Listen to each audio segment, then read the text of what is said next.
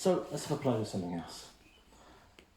Now when you've got a wrist grab like this, as we said earlier, it's harder to feel the obvious line of force. If he was pushing or punching or something, it's a bit more direct. But something like this, he's pretty much sinking into the ground. But there's still a little bit of extension there. There's a little bit of pressure. So a natural reaction to this might be something like KOKYU or SOKUMEN IRIMI, I think some of you guys call it, don't you? Yeah, so I'm rolling, same thing, I'm just breaking the structure a little bit, but I'm making entrance. There's a little bit of sink, but I've collapsed that kidney space. And now there's an element of sensitivity. I'm using my shoulder as a sense organ, if you like, and that sounds a bit weird. I'm not going to go back through his feet. It's not a straight line just because it's neat and tidy. It's where his structure is. I can feel his kidney space is collapsed, so I know I've got to go over towards the whiteboard behind me. This comes up in front and my whole body moves in that shape. And just as a little, move your feet first. I know it's first thing in the morning, it'll be a bit easy just to be a bit lazy. Put your base in first, move your structure in over the top of it, all right? Just to make sure you're nice and authentic.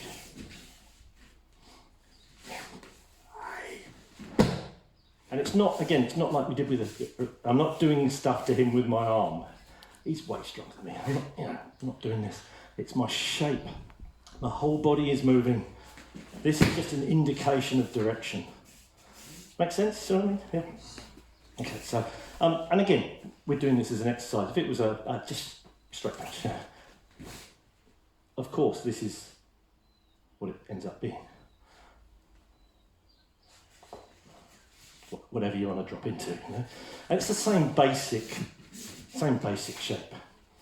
So, yeah, bit of tegatama, just drop into the fingers. That's the strongest part of the grip. The thumb will bite if I'm not careful. If I do this, obviously it's going to break out. So there's a bit of body drop. I'm a short ass, but I'm still managing to get my elbow over the top of this. There's a danger with this one if you kind of go to the side. There's much space, and you can't get in front of here, and you need that direction of force to take the position. So here, through. Have a little go. Try and grab someone different to your structure. So back to our learning tool, our implement. Right hand. That's it. Yeah. So we're going to study the same line of force. He's coming through. He's making his ski. The hardest thing about any of these Jodori things is the distance. You know, when you're vertically challenged like me, I've got to make a couple of steps with most people to kind of keep up with their pace and their arm length and stuff. When you've got a big piece of wood as well, I'm having to call an Uber, and you know, it's cardio for me to get near enough to my partners. So use your body shape. Don't try and be too grabby. And with this particular one, I'm going to use that, and I'm actually going to step in. Sometimes you see people make the old cross step, which you normally only see in Chinese martial arts. It's up to you. As long as if you can step like that and you still feel stable, that's fine. I know a lot of people find this quite awkward. If not, sugiashi.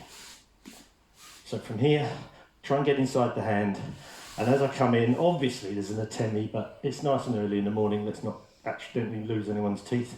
When you come into here, I'm in front of that shoulder still, but the body turn is the critical bit with this, because his line of force is going in that direction. Always assume someone's taller and stronger and all that kind of stuff, even if you're training with someone shorter.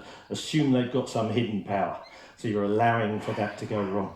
That's his line of force. I can't go straight back through that. If I make a rotation, which he can't stop me doing really, it's now gone into his kidney space. It's exactly the same as we've done with the other techniques. Now I've got this linked in front of my body. My arm has become part of my body. I'm not doing this with strength. My arm is linked in. I've closed up this wacky space. And now I can just sink and drop and move and adjust until he releases. I mean, he could hold on and it'd be a fight, but I'm still in a position of advantage compared to being in a position of I'm about to be skewered. And it's ostensibly the same shape.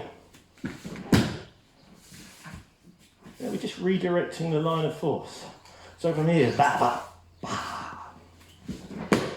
cut the turn down a little bit that time, because I didn't need to, because he skied with a bit more oomph, and he was already slightly dropping to the outside of his feet, and you can feel it.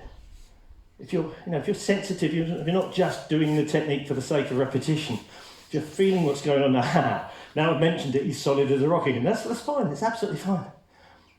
Even the turn now, he's still into the inside of his feet a bit more. So I'm going to have to sink, and I'm going to cheat. I'm going to move slightly forwards and then back, just to move him into his toes and out the big flat part of his foot. Feel what's going on in your partner structure. Monitor that line of force and do something with your entire body movement to destabilise it. Have a go. Same thing.